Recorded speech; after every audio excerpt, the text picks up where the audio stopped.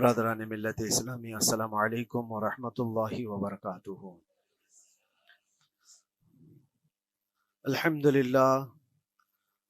للہ الحنان المنان الذي خلق الانسان وعلمه البیان، والصلاة والسلام على رسوله سید الانس والجان وعلى آلہ واصحابہ ذوی الخیر والاحسان، اما بعد فأعوذ باللہ من الشیطان الرجیم، بسم اللہ الرحمن الرحیم۔ وَأَمَّا بِنِعْمَةِ رَبِّكَ فَحَدِّثْ، صدق اللہ مولانا العظیم۔ بارگاہ رسالت مآب صلی اللہ علیہ وسلم میں درود پاک کا ہدیہ پیش کریں۔ اللہم صلی علی سیدنا و مولانا محمد معدن الجود والکرم وآلہ واصحابہ الکرام وابنہ الکریم وبارک وسلم صلاۃ دائمۃ سرمدا ابدا۔ قرآن عظیم میں اللہ رب العزت ارشاد فرماتا ہے، وَقَلِيلٌ مِّنْ عِبَادِيَ الشَّكُورُ، میرے بندوں میں شکر کرنے والے بہت کم ہیں۔ اور یہ بات صحیح ہے کہ بندے پر بے شمار نعمتیں اللہ تعالیٰ عطا کیا ہے، بے شمار ہیں۔ وَإِن تَعُدُّوا نِعْمَتَ اللَّهِ لَا تُحْصُوهَا، اگر تم اللہ کی نعمتوں کو گننا چاہو گے تو شمار نہیں کر سکو گے۔ شیخ سعدی رحمۃ اللہ تعالیٰ علیہ فرماتے ہیں کہ تمہارا ایک سانس لینا بھی نعمت ہے، سانس کا باہر نکالنا بھی نعمت ہے، اور اگر صرف سانسوں کی نعمتوں کا شکر ادا کرنے پر بندہ بیٹھ جائے تو پوری عمر اس کی تمام ہو جائے۔ باقی نعمتوں کا کیا ہے؟ بے شمار نعمتوں سے نوازا ہے اللہ تعالیٰ نے، لیکن انسان کی فطرت میں یہ بھی ہے کہ کبھی ایک چیز کی کمی محسوس ہوتی ہے تو وہ واویلا مچاتا ہے، بہت شور کرتا ہے کہ مجھے یہ تکلیف ہوئی، وہ تکلیف ہوئی۔ اس کے صحت کے زمانے کو وہ یاد نہیں کرتا، مصیبت کے زمانے کو بہت جلدی یاد کرتا ہے۔ اسی لیے شکر گزار بندے بہت کم ہیں۔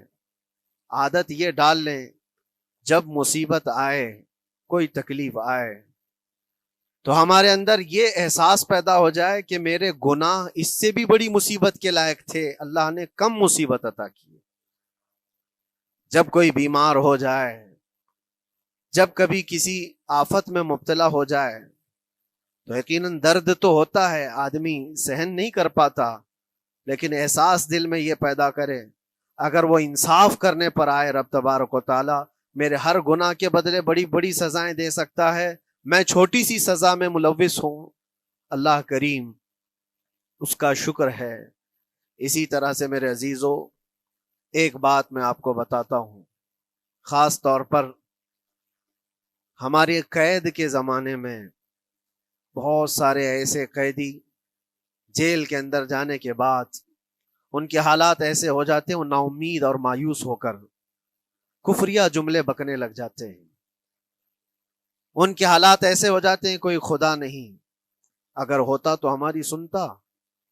بہت کچھ عبادتیں بھی کرتے ہیں، نہیں جب قبول ہوتی ہے تو مایوس ہو جاتے۔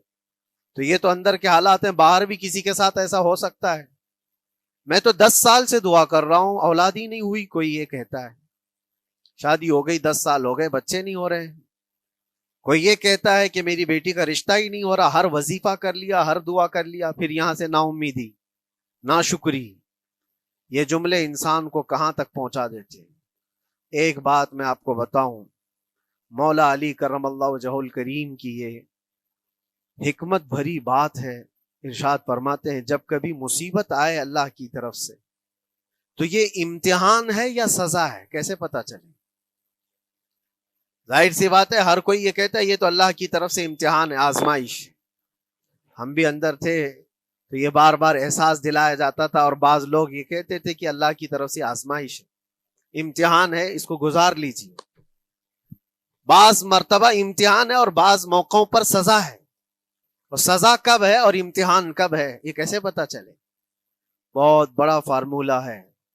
مولا علی کرم اللہ وجہہ الکریم فرماتے ہیں، جب کبھی تم پر کوئی مصیبت آئے تو یہ دیکھ لینا ان مصیبتوں کے دن میں تم اگر اللہ سے زیادہ قریب ہو گئے ہو، دعا زیادہ کرنے لگ گئے ہو، وظیفے زیادہ کرنے لگ گئے ہو، تو اس کا مطلب ہے کہ اللہ تعالیٰ تم کو امتحان میں رکھا ہے۔ اور اگر مصیبتوں کے آنے کے بعد بندہ دور ہو جاتا ہے اللہ سے، پھر وہ بپھر جاتا ہے، گناہ زیادہ کرنے لگتا ہے، تو سمجھ لو یہ سزا میں ملوث ہے۔ اب سب کی زندگی میں یہ مصیبتیں جب آتی ہیں تو خود اپنے آپ کو ریئلائز کرے، احساس کر کے دیکھے کہ مصیبت آئی ہے تو میرے ہاتھ میں تسبیح آ گئی یا پھر گالی گلوچ، مصیبت یا آفت آئی ہے میرے گھر پر تو میں عبادت اور نماز کی طرف زیادہ جا رہا ہوں یا پھر عیش و عشرت کی طرف زیادہ جا رہا ہوں، تو تمہیں خود پتہ چل جائے گا کہ تم اللہ کی طرف سے امتحان میں ہو یا پھر سزا میں ہو۔ میرے عزیزو، بہت مقامات ایسے ہیں جہاں پر بظاہر مصیبت کی حکمت ہمیں نہیں معلوم ہوتی کہ کیوں آئی یہ مصیبت، کیوں دی گئی ہے ہمیں ایسی تکلیف۔ اسی کا نام تقدیر ہے کہ اللہ تعالیٰ کے لکھے ہوئے پر راضی رہنا یہ مومن کی شان ہے۔ مومن کو ہمہ وقت اللہ تبارک و تعالیٰ کی طرف سے لکھی ہوئی اس تقدیر پر راضی رہنا ہے۔ آپ کو میں ایک بات بتا دوں، حضرت ابو جندل ایک صحابی ہیں، مکہ مکرمہ میں ایمان لائے، رسول پاک صلی اللہ تعالی علیہ وسلم جب ابھی مکہ میں تھے، اس وقت غریب صحابہ کو کفار مکہ، مشرکین مکہ کس طرح سے پکڑ کر مارتے تھے، کیسے کیسی سزائیں دیا کرتے تھے۔ اسی اسنا میں اللہ کے نبی صلی اللہ علیہ وسلم ہجرت کر کے مدینہ تشریف لے گئے، لیکن جو ابو جندل تھے یہ قید میں تھے، قید میں تھے، ان کا باپ خود ان کو قید میں رکھا ہوا تھا، اور ایسی قید کہ زنجیریں بندھی ہوئی رہتی تھی، مسلسل کئی سال گزر گئے۔ حضور پاک صلی اللہ تعالی علیہ وسلم کی ہجرت کے 6 سال گزر جانے کے بعد 7واں سال تھا جب آپ کو بتاؤں حدیبیہ کا وہ منظر پیش آیا جس کو صلح حدیبیہ کہا جاتا ہے۔ تقریباً 1400 صحابہ کے ساتھ رسول کریم صلی اللہ تعالی علیہ وسلم عمرہ کرنے کے لیے آئے، لیکن اس وقت مکہ کے کفار و مشرکین مکہ سے تقریباً 35 کلومیٹر باہر دور آپ کا راستہ روک لیا، کہا ہم آپ کو عمرہ کرنے نہیں دیں گے، آپ کے اصحاب کو، آپ کے صحابہ کو ہم مکہ میں انٹر ہونے نہیں دیں گے۔ جنگ جیسی نوبت آ گئی تھی، لیکن حضور پاک صلی اللہ تعالی علیہ وسلم اور صحابہ احرام پہن کر کے عمرہ کرنے کے لیے آئے، تو پھر درمیانی راستہ یہ اختیار کیا گیا۔ حضور پاک صلی اللہ علیہ وسلم نے فرمایا کہ ہم صلح کر لیتے ہیں، کچھ ایگریمنٹ ہو جائے ہمارے اور تمہارے درمیان، جنگ نہیں کریں گے، آج سے جنگ بندی ہو جائے۔ تو کفار مکہ اس بات پر راضی ہوئے، اور اس کے بعد صلح، جس کو کہتے ہیں صلح حدیبیہ، یہ بہت مشہور ہے۔ صلح حدیبیہ ہوئی، اس میں سارے پوائنٹس جو لکھے گئے تھے ایگریمنٹ کے اندر وہ سب مکہ والوں کی حمایت میں زیادہ تھے، دبا کر کے انہوں نے صلح کی تھی اس طرح سے ان کے نظام کے مطابق، یعنی اگر کوئی مکہ سے بھاگ کر مدینے جائے تو انہوں نے ایگریمنٹ میں لکھایا تھا کہ آپ کو وہ شخص ہمیں واپس کرنا پڑے گا، اور اگر مدینے سے کوئی بھاگ کر ہمارے پاس آئے تو ہم اس کو اپنے پاس رکھیں گے، ہم باہر واپس نہیں بھیجیں گے۔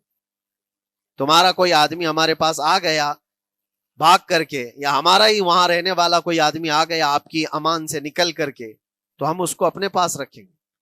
ایسی بہت ساری شرطیں تھیں۔ میں کیوں کہہ رہا ہوں یہ بات سن لیجیے، یہ صلح حدیبیہ ہو گئی، ایگریمنٹ ابھی لکھا جانا تھا۔ وہ ابو جندل صحابی جو کئی سالوں سے مکہ میں قید میں تھے، زنجیریں توڑ کر کے وہ باہر نکل آئے، اور جب ان کو یہ خبر ملی کہ مکہ سے 35 کلومیٹر دور اللہ کے نبی صلی اللہ تعالی علیہ وسلم اپنے صحابہ کے ساتھ پڑاؤ ڈالے ہوئے ہیں اور تشریف لانے والے ہیں، کسی طرح بچ بچاتے ہوئے وہ وہاں پہنچ گئے حدیبیہ کے مقام پر۔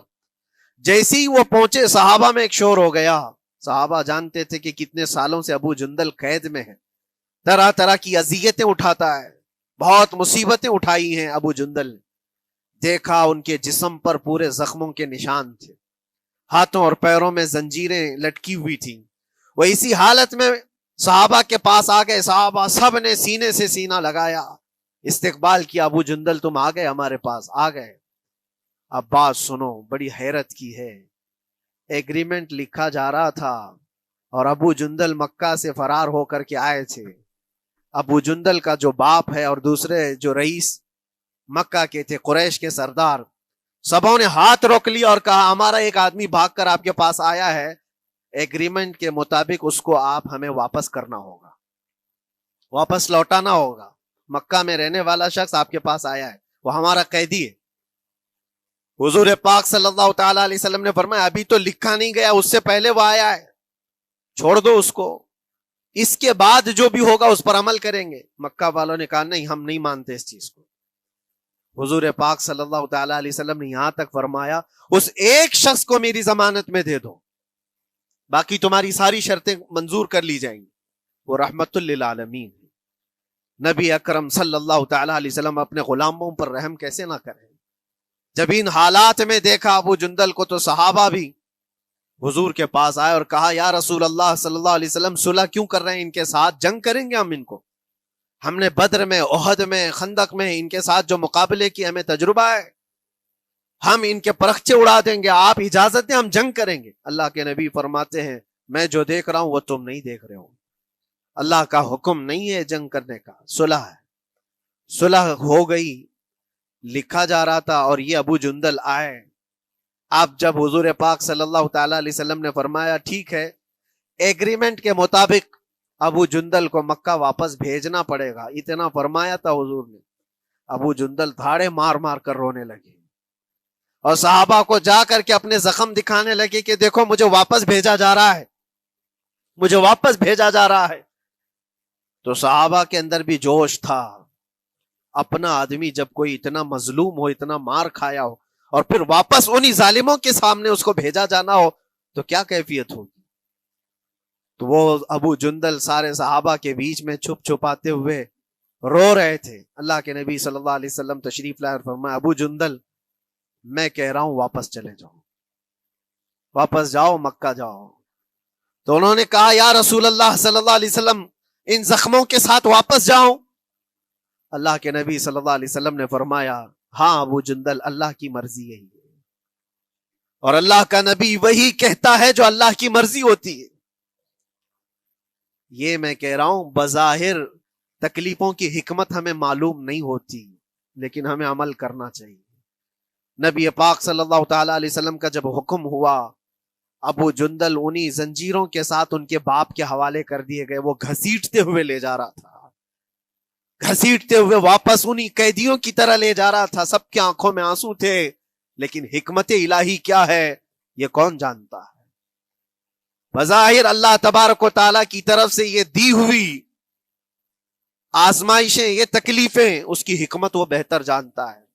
جب ابو جندل کو واپس کیا گیا، ایک سوال اٹھتا ہے میرے عزیزو، یہ میں قید کی حالت میں رہ کر کے ایک شخص نے مجھ سے سوال کیا تھا، آپ تو اللہ کے نبی صلی اللہ تعالی علیہ وسلم کی ناموس کی بات کرتے ہو، حضور کی محبت کی بات کرتے ہو، ان کے عشق کی بات کرتے ہو، اور یہ بھی کہتے ہو کہ نبی پاک صلی اللہ تعالی علیہ وسلم دستگیری کرتے ہیں، اپنے غلاموں کی مدد کرتے ہیں، تو اتنے دنوں سے کیا آپ نے حضور کو نہیں پکارا؟ کیا رسول پاک صلی اللہ تعالی علیہ وسلم سے محبت اور عشق کی بات کے بعد آپ نے بھیک نہیں مانگی؟ اس وقت یہ واقعہ یاد آیا، میں تو ابو جندل کے پاؤں کے ناخن کی مٹی کے برابر بھی نہیں۔ وہ صحابی رسول تقریباً ان کے متعلق کہا گیا ہے 6 سے 8 سال تک وہ ان کی قید میں رہے، تو کیا رسول پاک صلی اللہ علیہ وسلم کو خبر نہیں تھی؟ خبر تھی، لیکن ہوتا ایسا ہے کہ جو جتنی محبت کرتا ہے اتنے ہی امتحانوں سے گزارا بھی جاتا ہے، اس کو امتحان دینے پڑتے ہیں۔ اسی لیے بار بار میں یہ بات کہتا ہوں، حضور پاک صلی اللہ تعالی علیہ وسلم کی ناموس کی بات کرنا، عظمت رسالت کی بات کرنا، یہ حلوے پراٹھے کھانے کا نام نہیں ہے، یہ شہادت گہے الفت میں ہے قدم رکھنا۔ لوگ آسان سمجھتے ہیں مسلمان ہونا، حضور پاک صلی اللہ تعالی علیہ وسلم کی شریعت طاہرہ کو بچانے کے لیے ہی تو، حضور کی ناموس کی حفاظت کے لیے ہی تو مولا امام حسین نے اپنی گردن دے دی، اپنے بچوں کی قربانی دے دی، اپنا عیش آرام سب تیاگ دیا۔ یہ ساری قربانیوں کے بعد ہی اس امتحان سے بندہ نکلتا ہے۔ وہ امام احمد بن حنبل جن کے سینے میں 5 لاکھ حدیثیں محفوظ تھیں، رسول پاک صلی اللہ علیہ وسلم کی 5 لاکھ حدیثوں کے حافظ، لیکن بغداد کے ظالم حکمرانوں نے ان کو ننگی پیٹھ پر کوڑے مارے ہیں، پہلی مرتبہ 100 کوڑے، دوسری مرتبہ پھر 100 کوڑے، تیسری مرتبہ پھر 100 کوڑے، اتنے میں تو آدمی مر جاتا ہے۔ امام احمد بن حنبل کی پیٹھ جھک گئی تھی۔ میرے عزیزو، یہی ہے جس کو ہم کہہ رہے شہادت گہے الفت میں ہے قدم رکھنا۔ اگر تم سچا ایمان رکھتے ہو تو پھر آزمائش بھی ہوگی، اللہ کریم قرآن میں فرماتا ہے وَلَيَعْلَمَنَّ اللَّهُ الَّذِينَ صَدَقُوا وَلَيَعْلَمَنَّ الْكَاذِبِينَ، اللہ تبارک و تعالیٰ ضرور آزمائے گا سچا کون ہے اور جھوٹا کون ہے۔ مصیبتیں آئیں گی، آندھیاں آئیں گی، لیکن جمے رہو، ڈٹے رہو، اللہ رب العزت سے کبھی بھی اپنا رشتہ نہ توڑو، اور جو تمہارے اندر ایمان ہے، توکل اور یقین ہے، ذرا برابر بھی فرق آنے نہ پائے۔ آج نہیں قبول ہوئی کل ہوگی، کل نہیں قبول ہوئی پرسوں ہوگی، کبھی نہ کبھی تو دعا قبول ہوگی۔ دنیا داروں کے دروازے کھٹکھٹاتے ہیں تو ایک نہ ایک دن دروازہ کھلتا ہے، وہ ارحم الراحمین ہے، وہ ارحم الراحمین ہے، دروازے کھولتا ہے، لیکن وہ بہتر جانتا ہے کس وقت دروازہ کھلنا چاہیے۔ ہم اپنی مرضی کے مطابق رب کو نہیں چلا سکتے، مولا تعالیٰ جیسا چاہے ہمیں ویسا چلنا چاہیے۔ ایک بات اور میں بتا دوں سید، یہ تو دوسرے لوگوں کی بات ہے جس میں ہمارے قصور ہیں، ہمارے جرم ہیں، ہمارے گناہ ہیں، جس کی وجہ سے مصیبتیں آئیں گی، لیکن اللہ کے نبی کا کوئی گناہ نہیں ہوتا۔ جو نبی ہوتے ہیں وہ معصوم ہوتے ہیں۔ سیدنا یوسف علیہ الصلوۃ والتسلیم اللہ کے نبی، اللہ کے نبی ابراہیم علیہ السلام کے بیٹے اسحاق علیہ السلام، اسحاق علیہ السلام کے بیٹے یعقوب علیہ السلام، یعقوب علیہ السلام کے بیٹے یوسف علیہ السلام، جن کی نسل میں انبیاء کرام، جو پورا خاندان نبوت کا ہے، وہ یوسف علیہ السلام کن کن مقامات سے گزارے گئے۔ پہلے بھائیوں نے کنویں میں پھینک دیا، اور اس کے بعد اس زہریلے کنویں سے وہ نکالے گئے۔ جنگل میں کوئی نہیں تھا جب ان کے بھائیوں نے کنویں میں پھینکا تھا، اس وقت ایک قافلہ جا رہا تھا، انہوں نے ڈول ڈال کر کے نکال لیا اور پھر لے کر کے گئے۔ یہاں سے کنویں سے تو نکالے، لیکن آگے کی زندگی کیا ہے؟ مصر کے بازار میں لے جا کر قافلے والوں نے بیچ دیا۔ یوسف علیہ السلام پھر خریدے گئے، کس کے ہاں؟ عزیز مصر، بادشاہ مصر کے گھر میں، اور وہاں پر زلیخا آپ پر فدا ہوئی، پھر آپ پر الزام بھی لگایا گیا، اور اس الزام کی بنیاد پر آپ کو جیل بھیجا گیا۔ اللہ کے نبی کے دامن پر پیوند تو ہو سکتا ہے، دھبا نہیں ہوتا۔ کسی گناہ کا تصور بھی وہ نہیں کرتے، وہ معصوم ہوتے ہیں، لیکن بغیر کسی قصور کے، بغیر کسی جرم کے آپ کو جیل بھیجا گیا۔ یوسف علیہ الصلوۃ والتسلیم جیل جب گئے، وہ نبی ہو کر کے، اور اس کے بعد دن کٹتے رہے۔ دن کیسے؟ ہفتے، ہفتے کیا مہینے، مہینے کیا سال۔ یوسف علیہ الصلوۃ والتسلیم کے 7 سال گزر گئے۔ جب کبھی کسی انوسینٹ کو، بے قصور آدمی کو تکلیف دی جاتی ہے تو اس کو احساس زیادہ ہوتا ہے، اور جرم کی وجہ سے جب کوئی تکلیف میں آتا ہے تو کمپرومائز کر لیتا ہے، میں ایسا غلطی کیا تھا، مجھے یہ جھیلنا پڑ رہا ہے۔ لیکن جس کا جرم ہی نہیں، نہ کردہ گناہ کی سزا جب دی جاتی ہے، بندہ بہت بکھر جاتا ہے، ٹوٹ جاتا ہے۔ لیکن وہ اللہ کے نبی تھے، توکل کیسا تھا، یقین کیسا تھا، صبر کے ساتھ نکالے۔ لیکن ایک بہت پیاری بات ہمیں ملتی ہے میرے عزیزوں، وہاں قیدی اور بھی تھے، اور یوسف علیہ السلام کو اللہ تعالیٰ نے ایک معجزہ عطا کیا تھا، وہ خوابوں کی تعبیر سچی سچی بتاتے تھے۔ خواب کی تعبیر ہوا کرتی ہے، جو بھی خواب دیکھتا ہے آدمی، اس میں اشارہ ہوتا ہے اللہ کی طرف سے۔ تو 2 قیدیوں نے خواب دیکھا تھا، یہ قرآن پاک کے سورہ یوسف میں پورا موجود ہے، 12ویں پارے میں۔ 2 قیدیوں نے خواب دیکھا، اپنا اپنا خواب انہوں نے بیان کیا یوسف علیہ السلام کو۔ ایک قیدی نے دیکھا کہ وہ سر پر روٹیاں رکھ کر کے لے جا رہا ہے اور پرندے نوچ نوچ کر کھا رہے ہیں۔ دوسرے نے دیکھا کہ وہ انگوروں کو نچوڑ کر کے اس کے رس پی رہا ہے۔ تو انہوں نے بتایا یوسف علیہ السلام کے پاس، ایسا ایسا ہم نے خواب دیکھا ہے، اس کی تعبیر کیا ہو سکتی ہے؟ سیدنا یوسف علیہ السلام فرماتے ہیں، میں دونوں کے خواب کی تعبیر بتاؤں گا، لیکن اس میں سے ایک بندہ، اس سے آپ نے کہا تو وعدہ کر کے میرا بھی کام کرے گا، میرا بھی ایک کام ہے تو کرے گا۔ 7 سال گزر گئے تھے، جو بادشاہ مصر تھا وہ بھی بدل چکا تھا، جس نے قید میں ڈالا تھا وہ ختم ہو گیا، دوسرا آیا، تیسرا آیا، جو بھی آیا، لیکن حکومت بدلی ہوئی تھی۔ تو خواب کی تعبیر بتانے سے پہلے ایک قیدی سے یوسف علیہ السلام نے کہا کہ میرا کام تو کرے گا؟ اس نے کہا ہاں، آپ جو کہیں گے میں کروں گا۔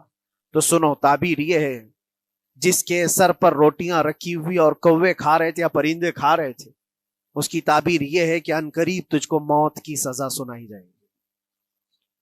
وہ غمگین تھا۔ دوسرے سے کہا تو انگور کے رس نچوڑ کر پی رہا تھا، تیرے خواب کی تعبیر یہ ہے کہ عنقریب تجھ کو رہا کر دیا جائے گا۔ تو آزاد ہوگا، اور تجھ سے ہی میرا کام یہ ہے کہ آزاد ہو کر جائے گا تو تو موجودہ وقت کے جو بادشاہ ہے شاید اس کی فوج میں شامل ہو جائے یا اس کے سپاہیوں میں وزیروں میں، تو میری یہ بات اس تک پہنچا دینا پچھلے 7 سالوں سے بے گناہ بے قصور ایک قیدی اندر ہے، اس کو آزاد کر دیا جائے، اس کو آزاد کر دیا جائے۔ اس نے کہا بالکل، اگر میں چھوٹا تو آپ کا ایک کام ضرور کروں گا۔ سنیے بات، چند دن نہیں گزرے تھے کہ اس ایک قیدی کو موت کی سزا ہو گئی، اس کو موت کی سزا سنائی گئی اور پھانسی ہو گئی۔ دوسرا یہ جو قیدی جس کو آپ نے رہائی کی خوشخبری دی تھی، اس کی بھی رہائی کی خوشخبری آ گئی، وہ آزاد ہو گیا۔ لیکن قرآن پاک میں ہے آزاد ہو کر جب جاتا ہے آدمی تو پچھلا بھول جاتا ہے، اکثر ایسا ہی ہوتا ہے۔ کیا جیل کے دوست کون تھے کیا تھے کچھ پتا نہیں، اور آدمی تو یہ سوچتا ہے دوبارہ کبھی ادھر کے دروازے کو بھی نہ دیکھو، آیا اور بھول گیا۔ یوسف علیہ السلام نے جو کام دیا تھا وہ بھول گیا، یہاں تک کہ قرآن میں اللہ فرماتا کئی سال گزر گئے، 1-2 دن نہیں سالوں گزر گئے، اور وہ بادشاہ کی فوج میں شامل تھا یا بادشاہ کے مصاحبین میں شامل تھا، قریبی لوگوں میں۔ ایک زمانے کے بعد مدت ہوئی، اور اس وقت سوچیے آپ کتنا وقت حضرت یوسف علیہ السلام نے کاٹا ہوگا۔ ایک دن آپ بے اختیار رو پڑے اللہ کی بارگاہ میں۔ یہ میں آپ کو بتا رہا ہوں، کبھی کبھار انسانی فطرت کا تقاضا ہے، اللہ تبارک و تعالیٰ کی بارگاہ میں رو پڑے اور کہا اے رب العالمین اے ارحم الراحمین، یہ دن کب ختم ہوں گے؟ یہ جس طرح سے مجھے جیل کی سلاخوں کے پیچھے بند کیا گیا ہے، ان مصیبتوں سے کب آزادی ہوگی میرے مولا یا ارحم الراحمین؟ جواب رب تعالیٰ کی طرف سے آیا، یہ ہمارے اور آپ کی بات نہیں ہے، یہ اللہ کے نبی کی بات ہے۔ اب سنو، یوسف علیہ السلام کو جواب آیا، اے یوسف، جب تجھے جیل سے نکلنا ہی تھا، تجھے باہر جانا ہی تھا، تو دنیا کے بادشاہ کے سامنے کیوں ریکویسٹ رکھا، میرے سامنے رکھ دیا ہوتا۔ اللہ اکبر، یہ توکل کا اعلیٰ درجہ ہے۔ اتنی مصیبتوں کے بعد بھی تم نے اس سپاہی کو کیوں اپنا قاصد بنا کر بادشاہ کے سامنے بھیجا کہ میری آزادی ہو جائے؟ یوسف علیہ السلام بہت روئے، سجدے میں گر کر کے مولا مجھے معاف کر دے، اور میرے ہر شے کا تو مالک ہے، اب میں زندگی بھر قید میں رہوں یا آزاد رہوں یہ تیری مرضی پر ہے۔ میرے عزیزو، پھر یوسف علیہ السلام کے ساتھ کیا ہوا؟ بادشاہ نے خود ایک خواب دیکھا اور وہ پریشان تھا، خوابوں کی تعبیر کوئی بتا نہیں رہا تھا۔ تب اس قیدی کو چھوٹے ہوئے کو یاد آئی بات کہ جیل میں ایک آدمی ہے جو سچی سچی تعبیر بتاتا ہے۔ پھر اس نے بادشاہ سے کہا ایک قیدی بہت شریف اور صالح ہے، وہ سچی تعبیر بتائے گا، آپ کہیں تو میں اس کو لے آؤں۔ اور اس نے مجھے یہ کہا بھی تھا کہ اس کو آزاد کرنا ہے، آپ کے پاس ریکویسٹ رکھنی ہے کہ وہ بے قصور قید میں ہے۔ بادشاہ نے معلومات حاصل کی اور اس کے بعد پروانہ دے دیا کہ اس قیدی کو آزاد کیا جائے جس کو بے قصور رکھا گیا ہے، اور میرے خواب کی تعبیر بتائی جائے۔ یوسف علیہ الصلوۃ والتسلیم کو لوگ آئے لینے کے لیے۔ اب یہاں منظر اور ہے میرے عزیزوں، کہا کہ بادشاہ نے خواب دیکھا، اس کی تعبیر بتائے۔ آپ نے تعبیر تو بتا دی کہ کیا ہونے والا ہے اگلے 7 سالوں میں بادشاہ کے ساتھ، یہ ساری تعبیر بتائی، لیکن جب آزاد کرنے کی بات آئی تو آپ نے کہا رہنے دو، اب مجھے قید میں رہنے دو، اس لیے کہ آپ کو یہ احساس ہوگا کہ میں بادشاہ کے پاس کیوں رکھا ہے اس مقدمے کو۔ لیکن بعد میں بادشاہ اور اس کے مصاحبین اور اس کے وزیر آپ کو اصرار کرتے ہوئے لے گئے اور لے جا کر کے سیدھے وزیر اعظم کے تخت پر بٹھا دی، سیدھے وزیر اعظم کے تخت پر بٹھا دیا۔ پھر رب تبارک و تعالیٰ نے فرمایا اے یوسف، جب تک ہم چاہیں تب اندر رہے گا آدمی، اور جب ہم چاہ لیں باہر تو پھر اپنی مرضی سے کوئی اندر بھی نہیں رہ سکتا۔ حقیقت ہے میرے عزیزو، جب مصیبتوں کے ختم ہونے کا وقت آئے پھر پوری دنیا کھڑی ہو کر کے بھی تم کو مصیبت نہیں دے سکتی۔ تکلیف نہیں دے سکتی.